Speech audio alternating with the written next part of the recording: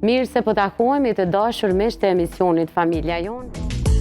Këtë diel emisionin Familja Jonë e nisi me organizatën Vorae, me të cilët flasim për qendrën multikulturore Krah, rolin dhe mbështetjen që ofron për komunitetin.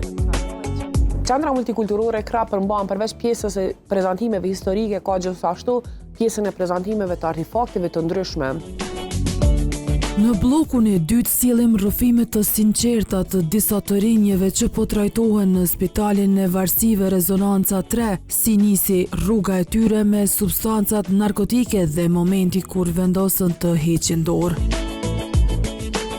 Në pjesën e tretë së bashku me fizioterapeutin Arber Smajli, flasim për dhimbjet e qafës, shkaqet më të shpeshta dhe mënyrat e trajtimit.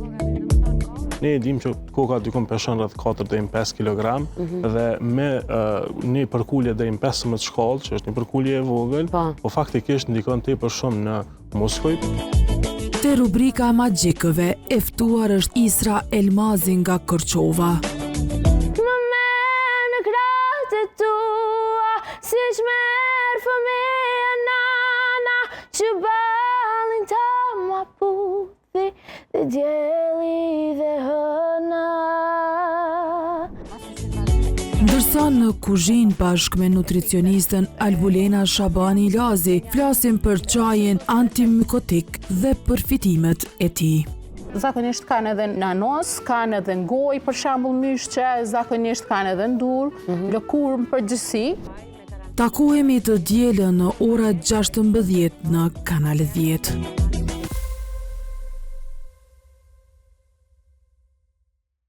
Familja Jonë mundësohet nga Klinika Gjermane Syrit, Instituti për Shërbime Psikologjike Sociale Visar Sadiku, Spitali i Përgjithshëm Rezonanca 2, Spitali i Varësive Rezonanca 3, Mobileria Mia Home, Saloni Perdeve dhe Tepijave Visari Home, Shkolla Finlandeze.